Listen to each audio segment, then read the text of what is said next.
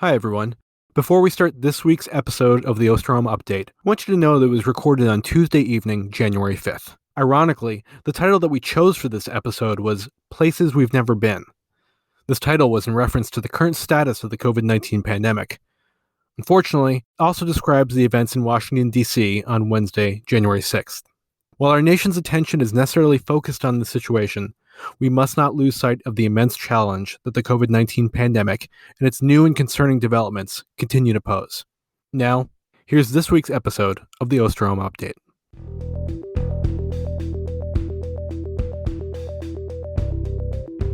Hello, and welcome to the Osterholm Update, COVID-19, a weekly podcast on the COVID-19 pandemic with Dr. Michael Osterholm. Dr. Osterholm is an internationally recognized medical detective and director of the Center for Infectious Disease Research and Policy, or CIDRAP, at the University of Minnesota. In this podcast, Dr. Osterholm will draw on more than 45 years of experience investigating infectious disease outbreaks to provide straight talk on the COVID-19 pandemic. I'm Chris Dall, reporter for CIDRAP News, and I'm your host for these conversations.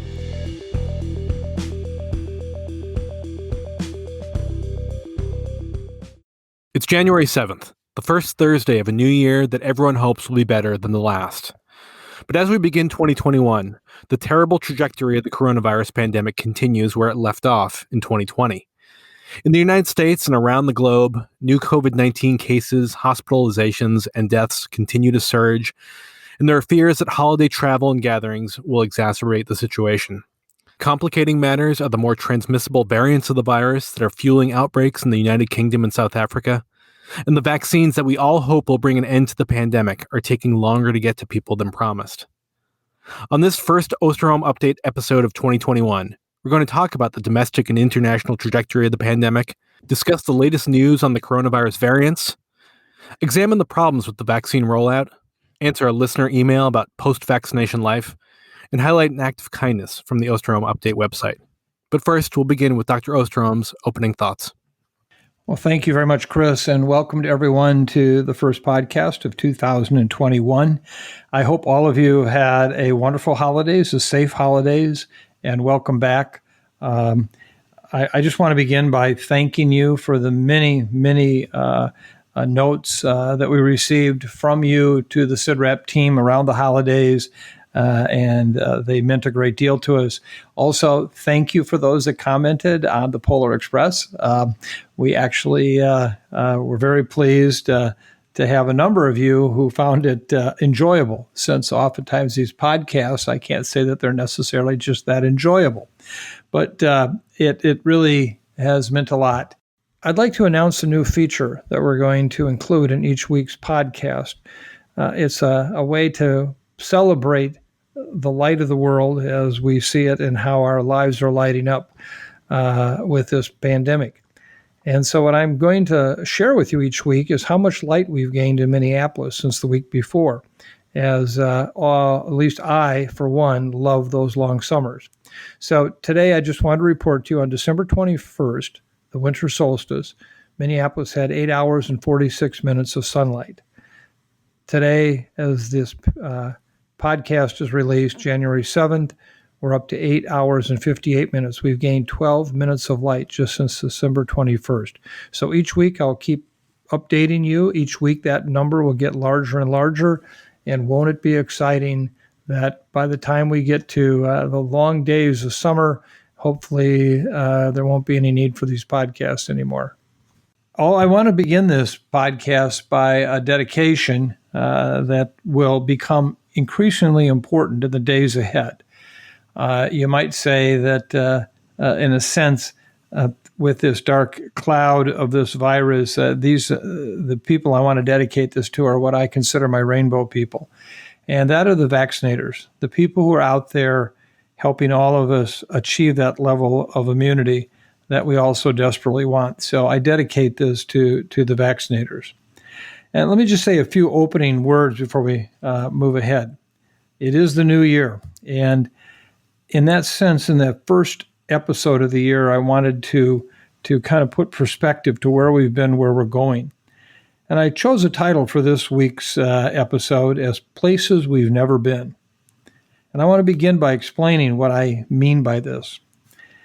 In my last episode, just before Christmas, as you know, I talked about how we've all been on a journey for almost a year. Isn't it hard to believe? On December 30th of this year, the first year anniversary of us reporting out for the first time on the outbreak in Wuhan, I felt a sense of, oh my, how could a whole year have gone by?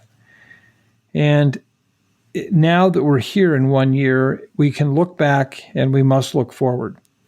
I've been talking about how we've been on a journey for this entire year. And in the beginning of this pandemic, there was a certain sense by a number of people, and I'm sure I shared some of it, who expected this new coronavirus pandemic to maybe be a repeat of what we saw in 1918, and 1957, 1968, and even 2009 with influenza. It was almost in a sense like, we've got this. We know what's going to happen. We're prepared and ready to go. I wrote a chapter about this in my book. But as you also well know, things began to develop very differently. And soon it became clear that we were headed to places we have never been. And that's thus the title for this week's edition of the podcast. First of all, the waves that occurred during an influenza pandemic. They come sweeping into a regional area. They're there for 6 to 8 weeks and then gone, sometimes gone for weeks to months, only to return possibly for a second or third wave. But again, it's very short-lived relative to this kind of a pandemic we're seeing with this coronavirus, where it just never goes away. Some days burns much hotter, but it's always there. Also, the idea of a vaccine. Clearly, in the 1918 pandemic, there was no discussion of a vaccine, since they didn't exist as such at that time for influenza. In 1957, 1968, and 2009, influenza vaccines already existed for seasonal influenza, and efforts were made at that point to create a pandemic vaccine. This time, for a coronavirus vaccine, we had to make it literally from scratch. So it was a very different situation, yet we all kind of wanted to come back to that pandemic world that we knew and understood. Now we're seeing some emerging twists in our journey. A new strain of the virus in the UK, so bad that London has now gone to an extreme lockdown, their definition. It's now followed by another strain from South Africa we'll be talking about today that poses great challenge to us in terms of the transmission and even potentially what vaccine protection means. And that's where we are now, in a place we've never seen before. The current COVID-19 deaths from around the world are at an all-time high. The surge in cases has been bad and continues to get worse. It can be scary entering into places we've never been, but the good news is that we have science on our side. That's our light into the dark. The vaccines are now a reality. I'll talk more about that later as we talk about the emergence of the new variant viruses and what that might mean for the effectiveness of our vaccines. But for right now, we've got the vaccines. So it's the start of a new year, and I want to address why I'm doing this podcast. I've also thought a lot about, why am I doing this? Trust me, I think a lot about this because of all of you out there listening to it. I don't want to let you down. And it's in that regard, I really, in thinking about over the holiday season, this podcast, I really came away with one simple understanding of this podcast. I do this podcast because of you. You are the reason we created it. As soon as the pandemic began, we felt this wellspring of so many people wanting a reliable, a trustworthy, honest voice to help guide them through what I called not the blizzard, as you may recall, but the winter of the pandemic. You're all so smart and you listen so well. That's evident in the messages we get from you, the countless emails and the letters I receive. You ask such great questions. You convey so much compassion. And frankly, you tell some great stories. I wish I could tell them as well as you do. Some of these I try to share through our acts of kindness, and I will do that again today, a feature each week that is one of the most special and meaningful parts of this entire podcast. Of course, we're going to continue this. We're in this for the long haul, and I wish I could tell you it's going to be over next week or next month, but it's not. But it's also, I think, something you have to understand that you may not know.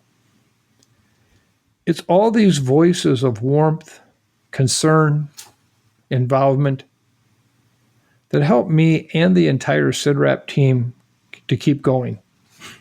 I know I can speak for our production group for this podcast, particularly for Chris Dall and Maya Peters, that your feedback, your input, your sense of what's happening is so important to us.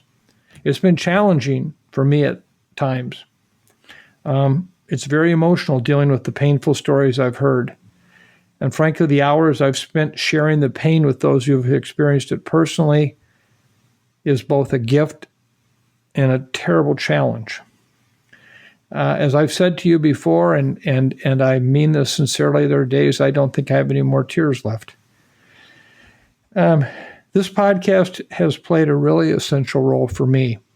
Here's this epidemiologist, science egghead, and yet you've given me a sense of connection, which I believe is so essential in times like these as we continue on our journey. So I want to thank you for that and help you understand how important you are to this podcast. You are not just the receivers of it. You are truly part of the family of it. And one of the things I wanted to share with you, which is a perspective that I read over the holiday season, and it's a letter that I ended up sharing with our staff at CIDRAP on Christmas Day. And it has to do with our children. And one of the most important changes to be aware of is what is happening to our children. And in a sense, as an indicator, as goes our children. And I had the great fortune to see a letter that had been written by Teresa Thayer Schneider, Dr. Thayer Schneider, a school superintendent from upstate New York, now retired, but having served with great distinction throughout her career. And in fact, in 2016, she was a recipient of an Excellence in Education Award from the University of Albany. And I might add, at that time, they said this about Dr. Thayer Schneider. They said, Teresa Thayer Schneider is often described as a fearless and tireless advocate for public health students in a distinguished career spanning 40 years, now 44 years, in public schools throughout the New York Capital District. Schneider has emerged as an articulate voice of reason at the statewide level regarding implementation of the Common Core learning standards. One of the state's boldest education leaders, her main focus has always been on the students. I had an opportunity to talk to Dr. Schneider over the holiday season, and it was a gift. It's about the students coming back to school after this pandemic year that, as we know, has been unlike any year of school ever. Really, I think she is a powerful guide to all of us looking at the entirety of this pandemic.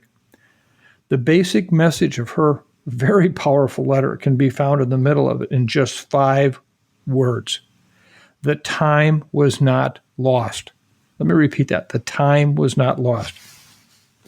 Her number one instruction to the teachers is not to scramble to try to teach the students an entire year of material they think they missed, but rather to start with a simple direction to the teachers. We will need to listen to them. She tells her teachers to remember, their brains did not go into hibernation during this year. They may not have been focused on traditional school material. Instead, they may have been focused on where their next meal is coming from, or how to care for a younger sibling, or how to deal with a missing grandma, or how it feels to have to surrender a beloved pet, or even how to deal with death. She says to her teachers, our job is to welcome them back and help them write that history. Finally, her overall plea is that children do not need to be fixed. They are not broken. They need to be heard. They need to be given as many tools as we can provide to nurture resilience and help them adjust to a post-pandemic world. As I said at the start, we're going to places we've never been, ever. It can be daunting, but know that there's our voices among us, like Superintendent Schneider, who can provide comfort, insight, and guidance. And that's part of what I continue to try to do here with these podcasts, searching for those voices to bring them to you and to help us along with this journey as we are now all on this together. We must remember, as we think about this past year and where we're going, the time was not lost. Do not let this time be lost. It's our lesson. As I said, we are in places we've never been. But that doesn't mean we have to be frightened. That doesn't mean that we can't do something about making our lives better. And I hope that's what these podcasts over the course of the weeks ahead will provide you with. Mike, let's start with the current situation here in the U.S., which is seeing a 7-day average of more than 215,000 new cases and at least 2,600 deaths a day. Well, the surge that hit the Midwest in the fall seems to have fallen off. It's been replaced by a new surge in California, the Southwest, and the South. And we know there was a lot of travel over the holidays based on data from the Transportation Security Administration. So where is this headed? I've shared with you on multiple occasions that one must have a real sense of humility in dealing with this virus. I have studied this virus, its every move, unlike virtually any other infectious disease I've ever worked with in my lifetime. Some days I go to bed thinking about what its next move will be and how to anticipate it. There are days when a part of me has this terribly painful satisfaction of realizing that something I said 4 or 5 weeks ago, it becomes reality today. I tell you that because I'm at a point right now where I don't quite know where we're going. I will leave as the underlying premise vaccine is coming, and that's surely going to have an impact. But let me, again, kind of tell you a story of what's happened with this virus in a way that most people haven't really looked at it or realized what was going on.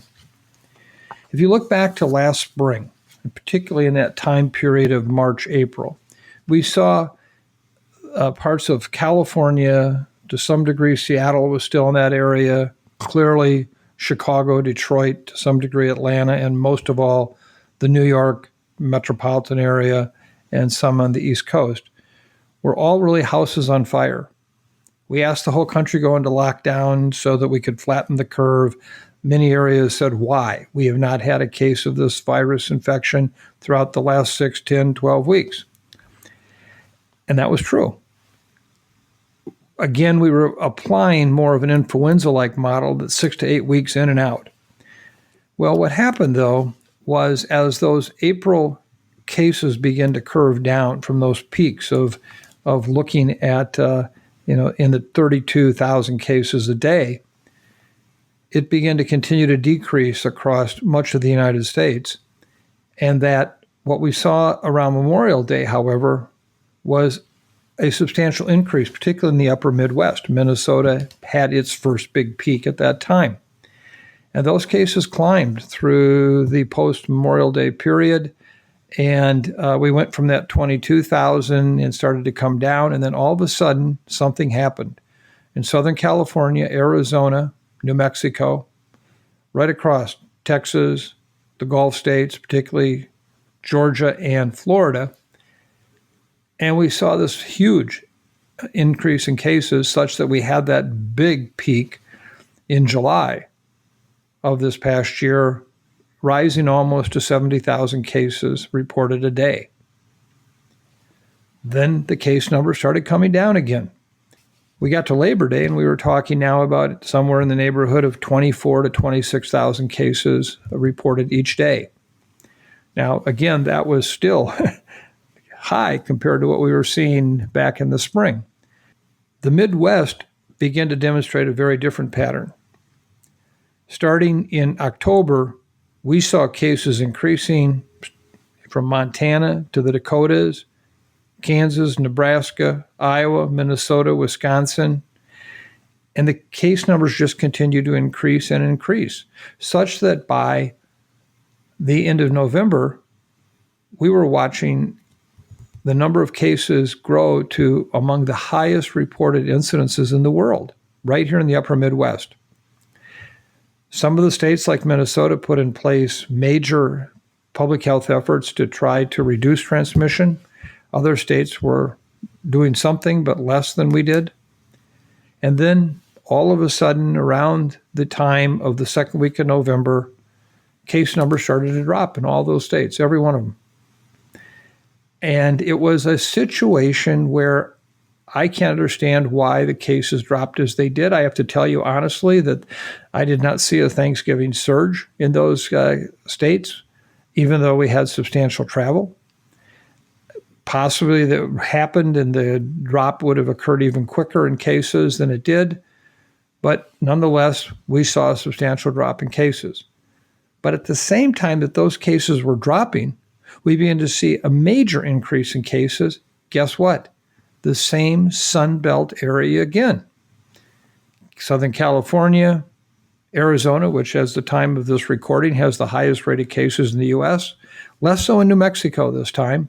But look at Texas, go right across the coast to Georgia and Florida, and it's kind of like deja vu all over again. New York this time has had its case numbers increase substantially. We've seen the same thing in other parts of the East Coast.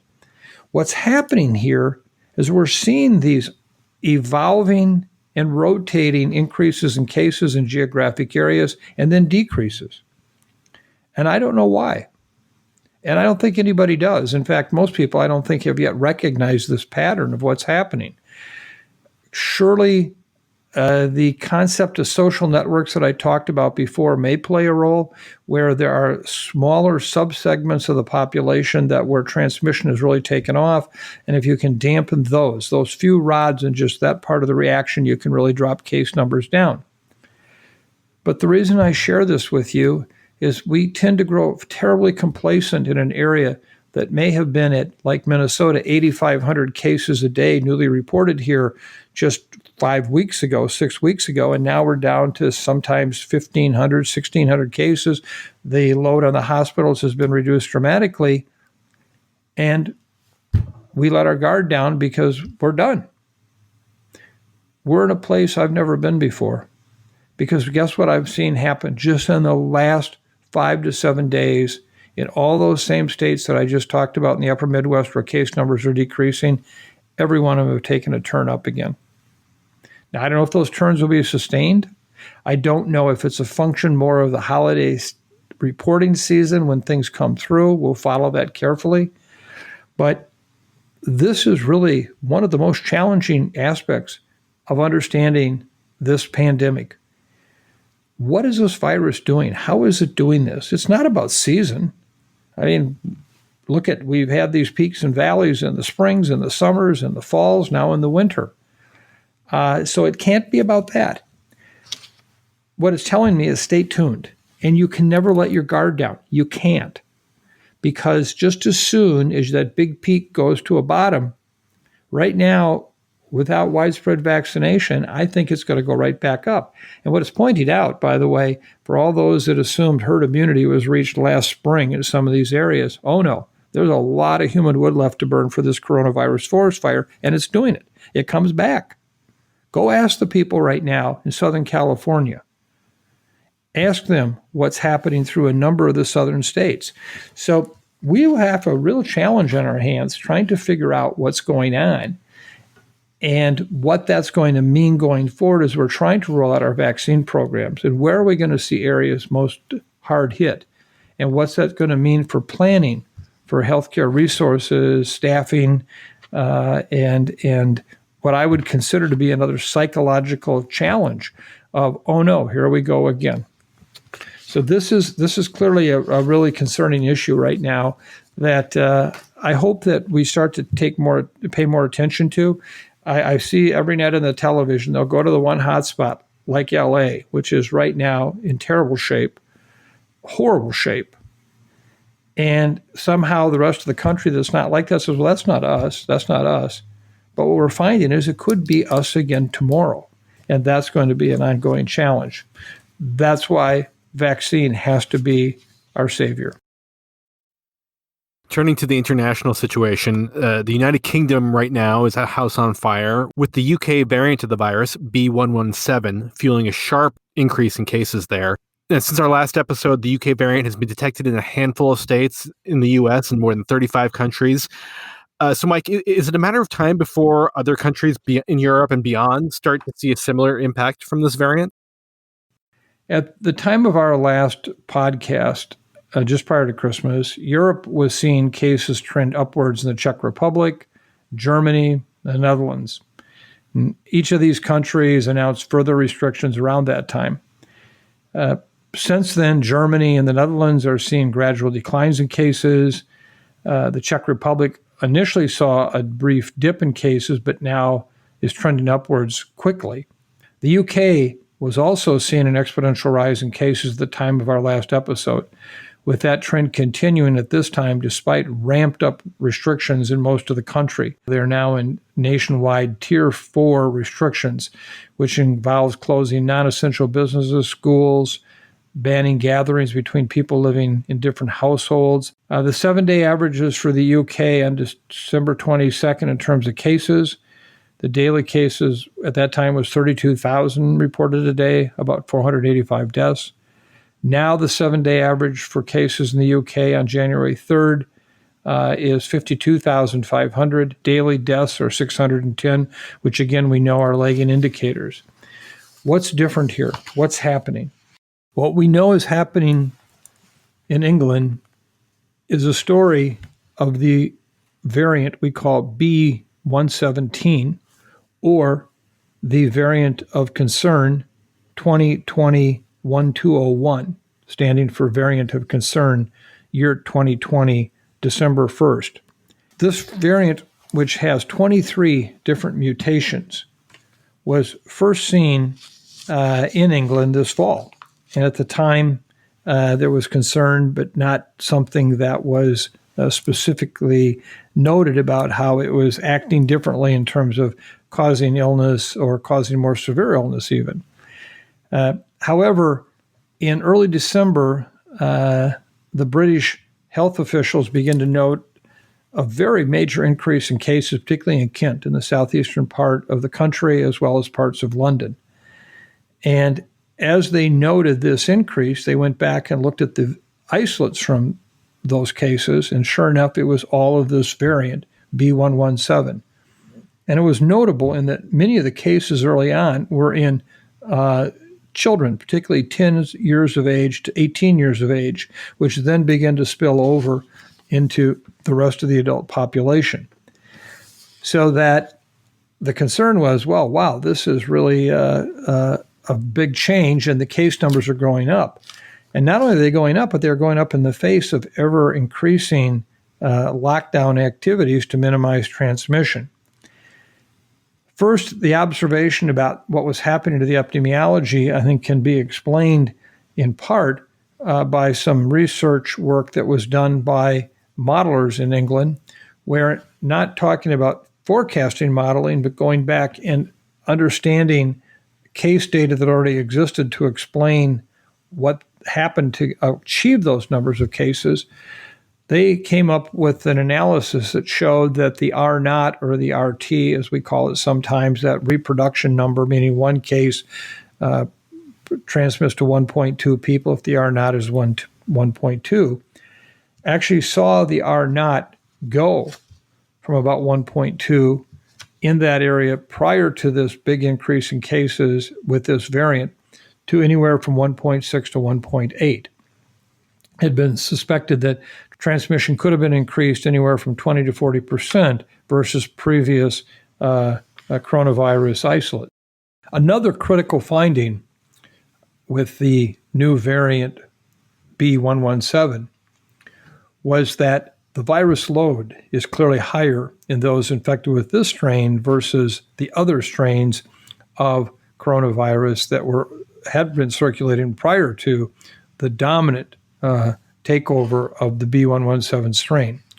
And when they looked at strains that were of the variant type versus strains isolated from people that were not the variant type, they estimated there were anywhere from 10 to 10,000 fold increased viral load.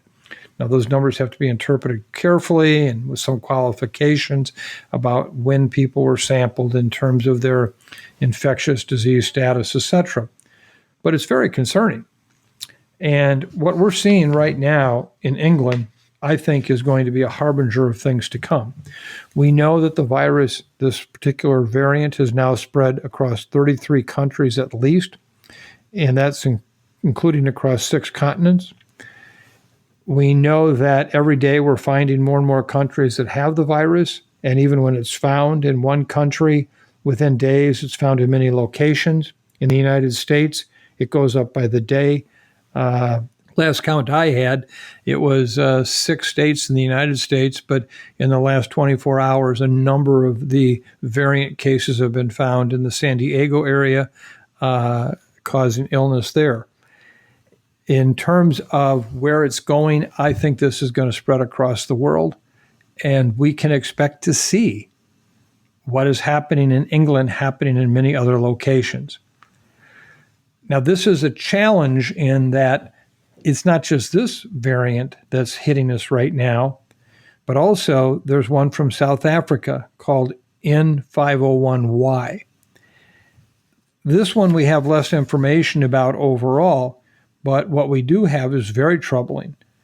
And the UK Health Secretary just was quoted this week saying that the N501Y variant from South Africa is much more of a problem than the B117.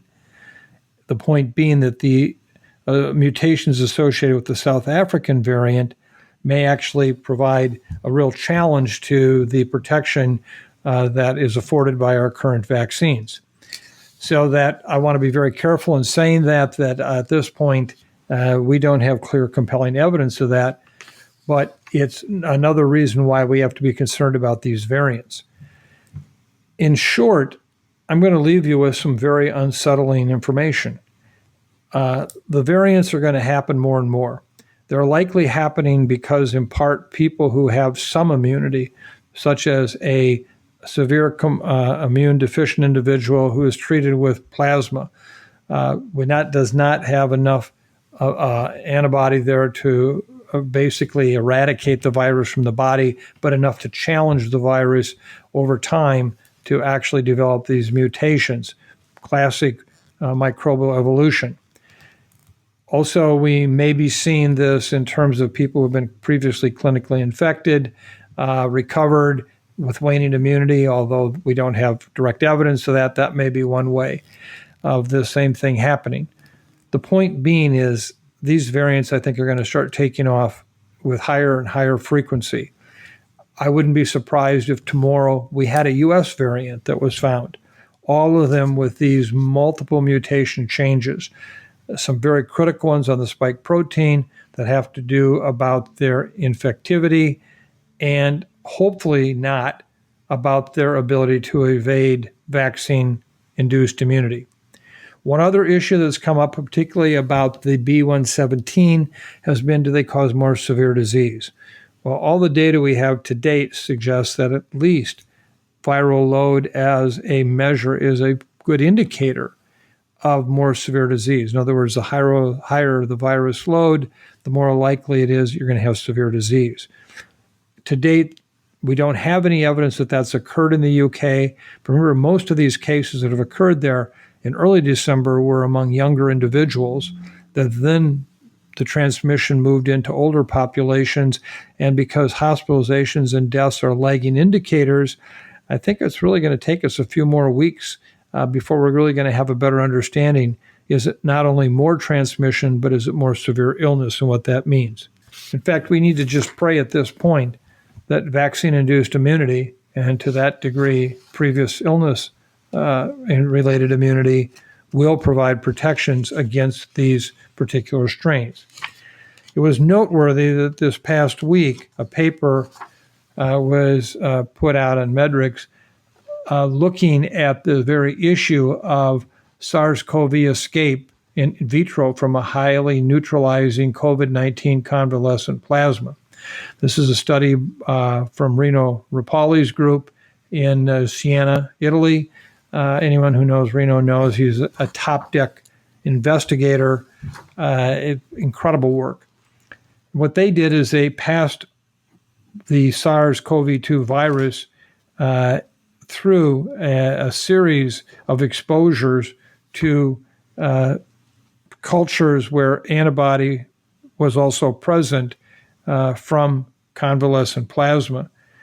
And over the course of passing these viruses, they actually found the kinds of genetic changes occurring in the presence of this antibody to the point of where they actually saw the emergence of a virus that did have the capability of basically escaping the antibody that might be produced by vaccine.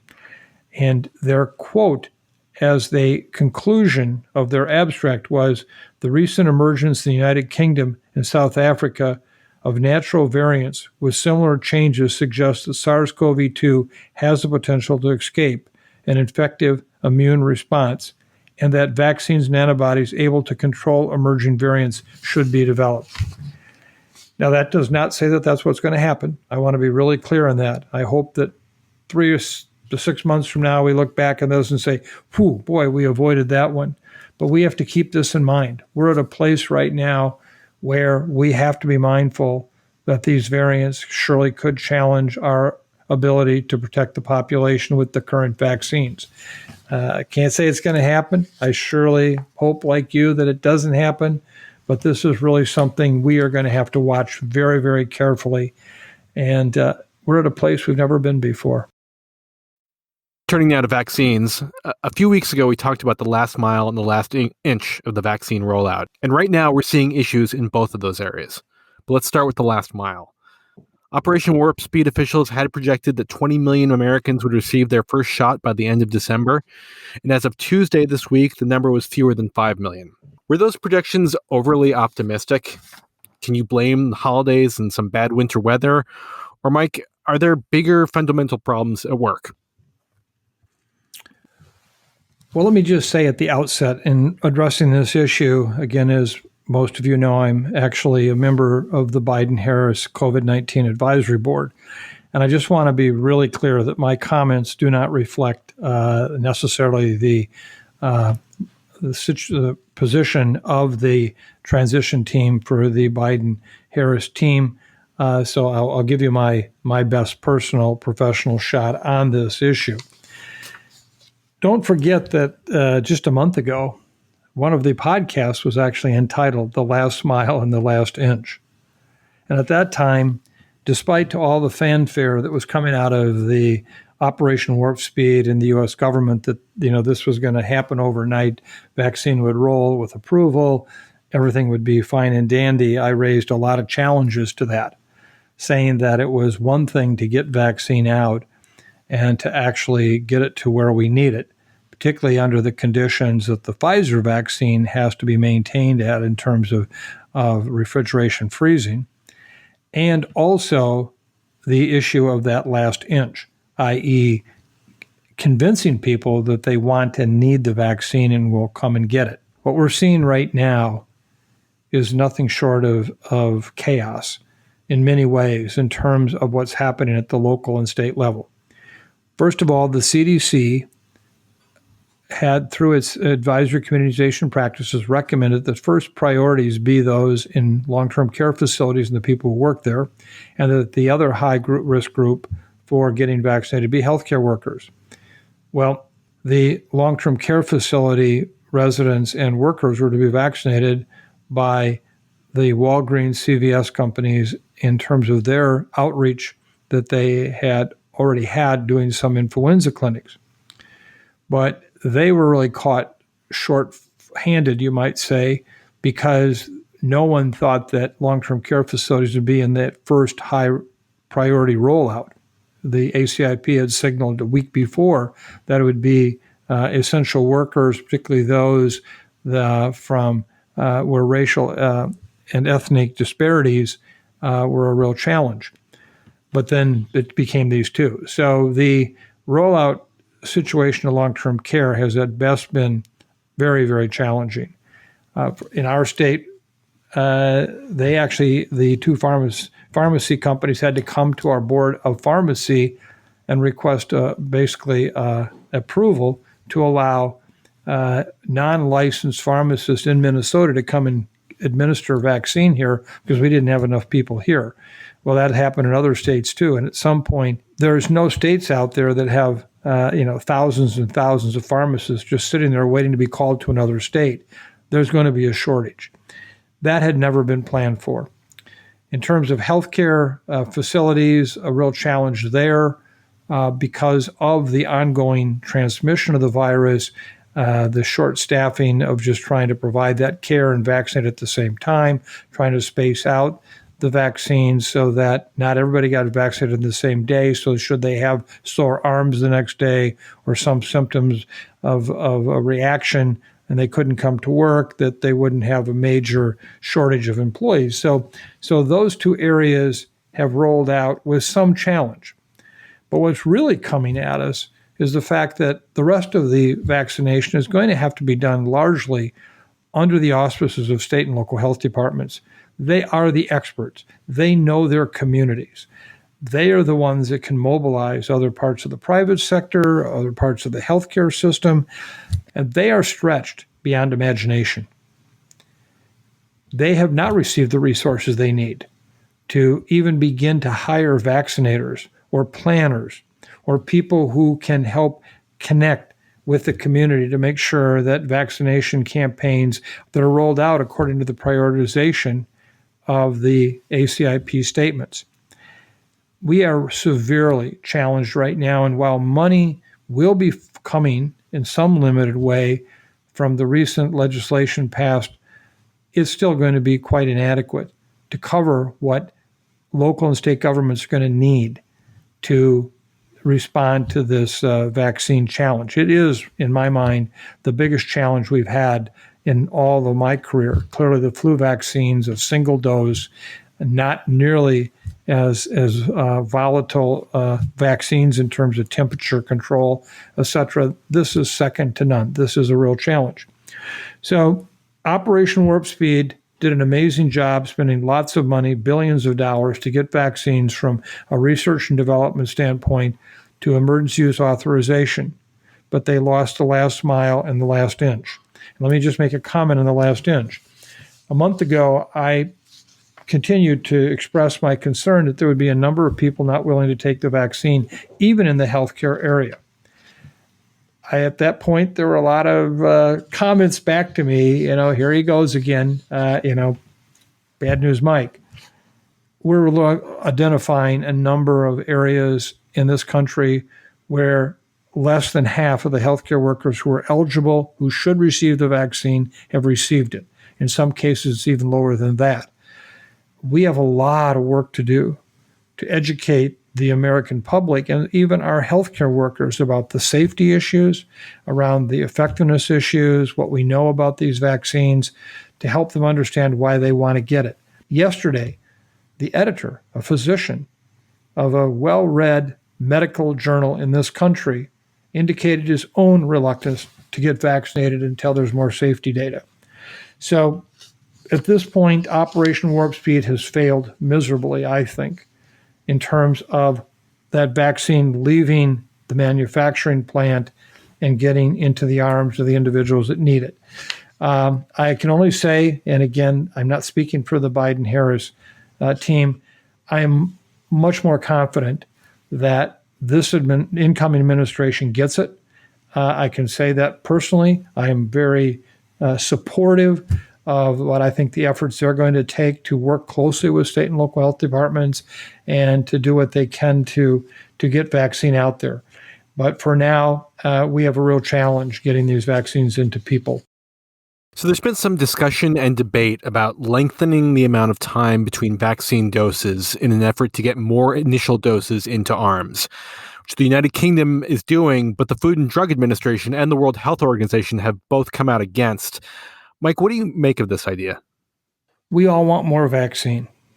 we know that given the projections of those companies that have licensed products or likely will be licensed in the near term, that we're not going to have nearly enough vaccine for the world in the next year. And even in a country like the United States, it could be second or third quarter before we see sufficient quantities of the vaccine to get everyone vaccinated in the country. Again, assuming we can get them vaccinated.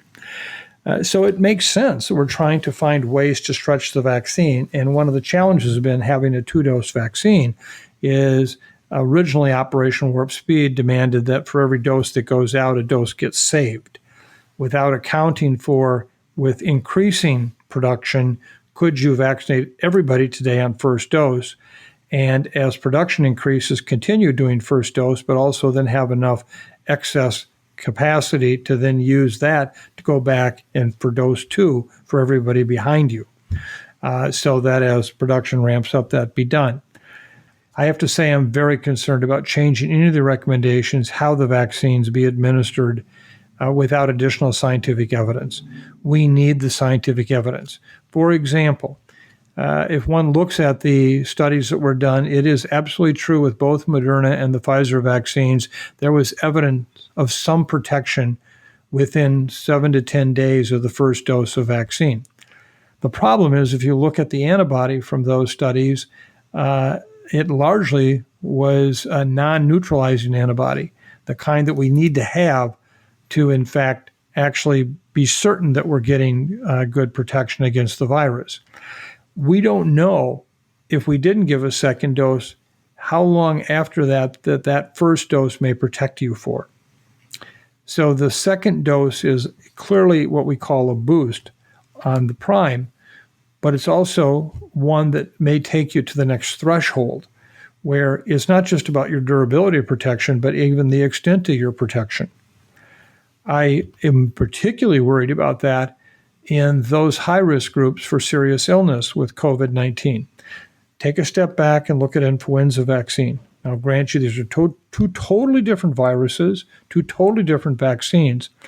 It's notable that those individuals who are at highest risk for serious COVID-19 related disease, including death, are the same people who are at increased risk for severe disease or even death from influenza. What have we learned from influenza vaccines? That by adding more antigen or more of the vaccine to the shot, adding adjuvants or chemicals that can help boost the response have meant that there's an improvement in these people that don't respond as well, who also have a much higher risk of serious disease. We don't know in the high-risk groups of individuals for COVID-19 that the second dose doesn't provide that same kind of boost phenomena. So, I think we all have to be open-minded. We have to understand that it would be great if we could get more vaccine quicker, but it's got to be based on the science. And we can't just go knee-jerk and say, oh, well, we got some protection with dose 1. That may be a big problem. The Brits obviously have made a decision to go ahead and do the 1 dose with a 12 to 18-week postponement for dose 2 so they get more people vaccinated with dose 1. I'd love to see the scientific data that allowed them to make that decision. We already know that the AstraZeneca vaccine has some of its challenges on its original data presentation, whereby looking at lesser doses and more doses, and the lesser dose being an accident in terms of the study design, showed somewhere between 60% and up to 90% protection. Well, that 60% is concerning to me, particularly now if it's a single dose. What does that mean?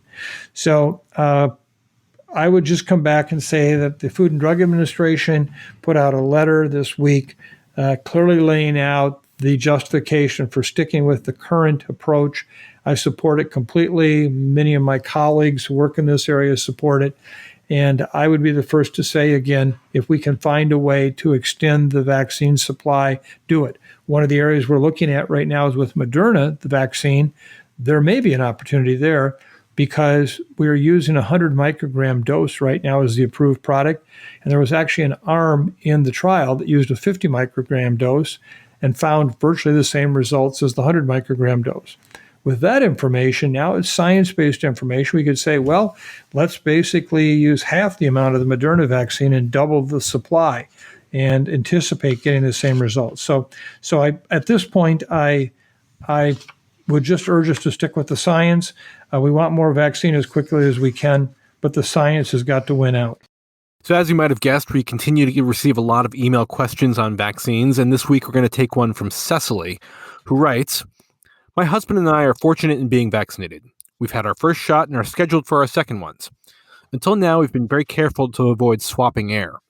We're grateful for the guidance you've given us on the podcast and have tried to follow your advice. We don't know what being vaccinated will mean in terms of changes in our daily lives. When we've received our second shot, can we then spend time indoors unmasked with our unvaccinated preschool-aged grandchildren?" Well, thank you very much for that really good question. And it's one that I had posed a couple of podcasts ago about at some time we're going to have to ask ourselves, how do we get back to normal? What do we do to say, I'm vaccinated now, I'm protected. Everyone around me is. Do I still need to maintain the distance? Do I need to keep wearing a mask?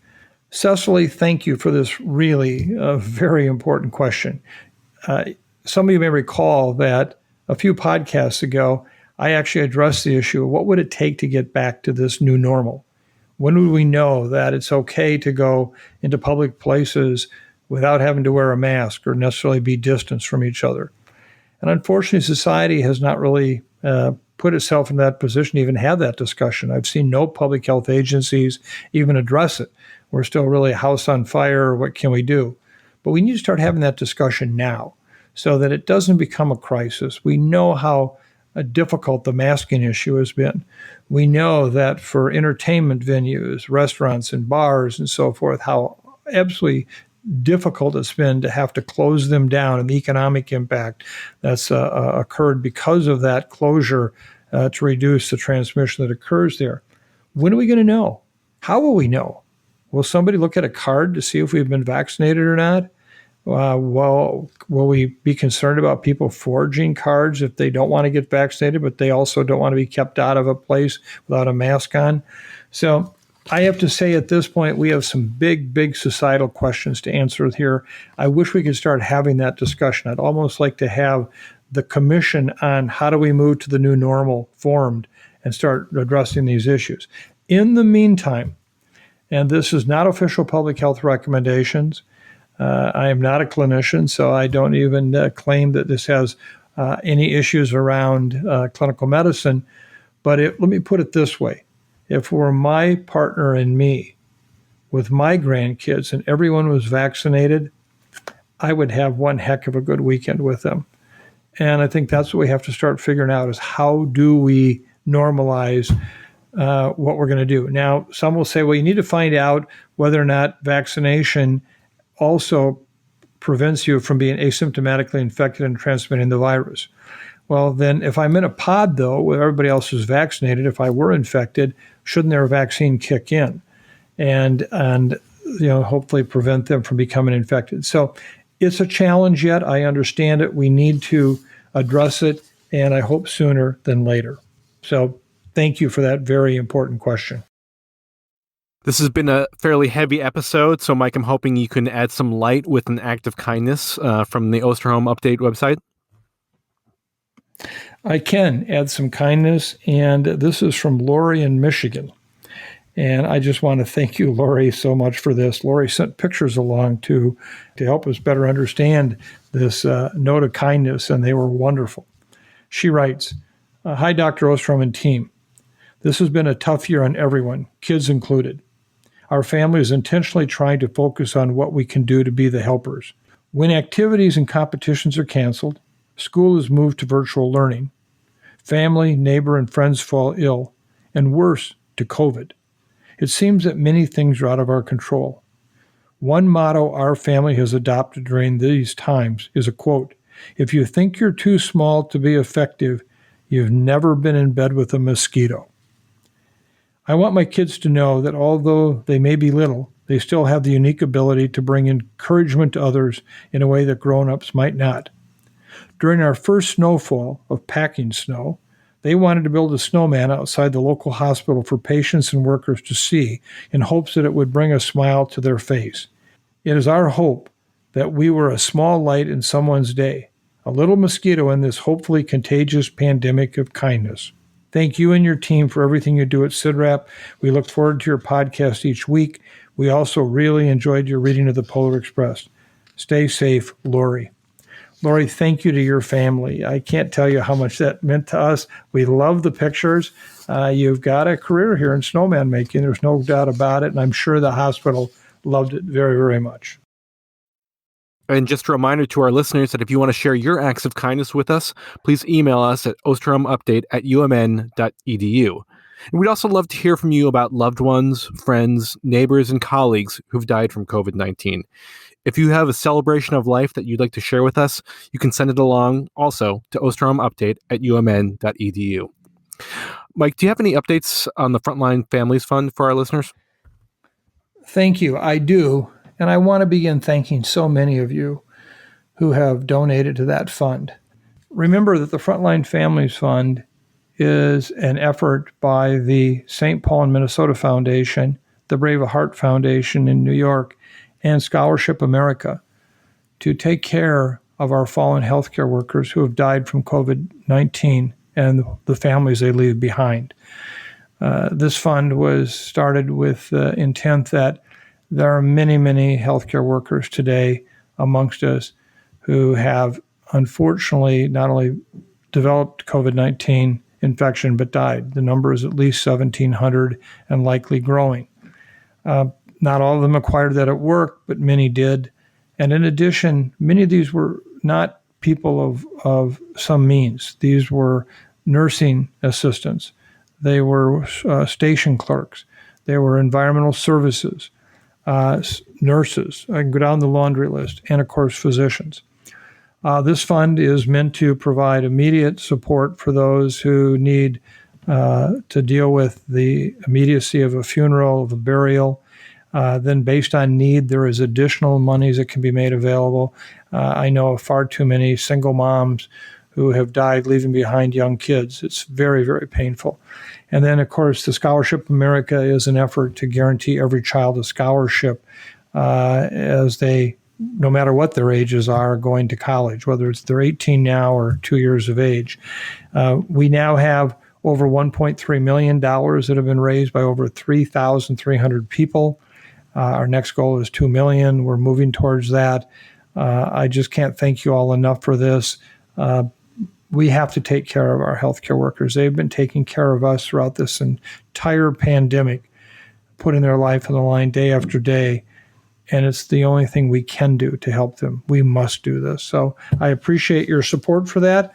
And if you need more information, you can go to our Osterholm Update website, or you can go to frontlinefamiliesfund.org. Thank you very, very much for your support.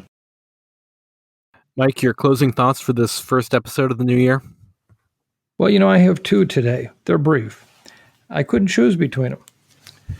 One of them reflects an experience that has fundamentally changed my teaching life. I've been teaching now for 45 years. Last spring, my infectious disease epidemiology class, which was made up of, at that time, 28 graduate students, got caught in the earliest of days of this pandemic. In fact, in the first day of class was the day that I announced this was going to be a pandemic. And they hung in there with me when we ended up going virtual in early March. And as a result of the close-knit group conducting our classes on Zoom, we just continued them. And we've only missed several weeks since last spring of every Monday having class. So I get on for a half an hour to an hour with them. They're the most incredible group of people I've ever had the good fortune to be involved with teaching. And so to me, it meant a lot when a couple of weeks ago, they actually presented me with a book that they had made, a summary of individuals and their comments about the class, as well as they made a very sizable donation to the Frontline Families Fund. And one of the students, all of them are very special, but one, Katie, was so kind and sent me a very nice note. And in it, she actually said that something that I think you all should hear and remember. She said, "The following is a quote from Maya Angelou that is not only my favorite of all time, but one I try to live by and relate to in your speech, the speech that I had given." The quote, "I've learned that people will forget what you said, people will forget what you did, but people will never forget how you made them feel." Boy, is that important. For all of us, it's all about what do we do to make people feel better. And then Kristen, another podcast listener, sent me this poem that she wrote. And I want to thank you very much, Kristen, for this. She is a physical therapist in a hospital who works in the COVID wings. And she said she was really struck by the feelings I had working on New Year's Day this year. So this is a right off the press poem. And she said, "It made me write this poem, and I thought you would appreciate it." It's entitled, "A View from Inside." The year had grown tired. Its time had come. The damage was done, though. Too late for some. I walk inside halls, first day of a new year, but I am greeted by the same feeling of weary and fear. So much has been lost. Can we hold on forever? This year brings hope if we can do it together. One day at a time, we vow to do, to help our patients and help ourselves too. Kristen. Wow. Thank you very much, Kristen, for your service and for taking time to share this wonderfully beautiful poem. So thank you all for another episode here. I'm sorry if it was a little heavy. These are heavy times right now. But as I said, I promise I always tell you the balls and strikes as I see them. And this challenge we have right now with these variants is real.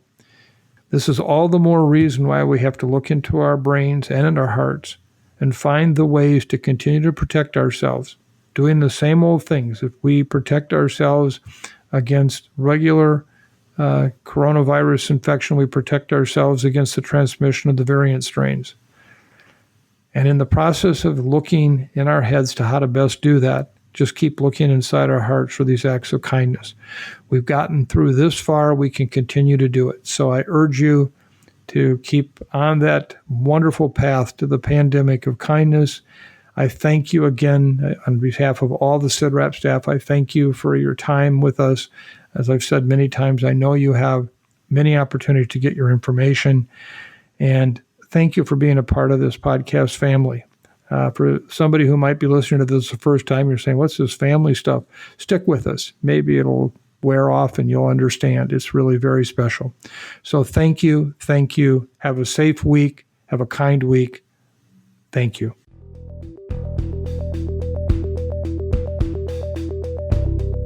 Thanks for listening to this week's episode of the Osterholm Update. If you're enjoying the podcast, please subscribe, rate, and review. And be sure to keep up with the latest COVID-19 news by visiting our website, cidrap.umn.edu. The Osterholm Update is produced by Maya Peters, Corey Anderson, and Angela Ulrich.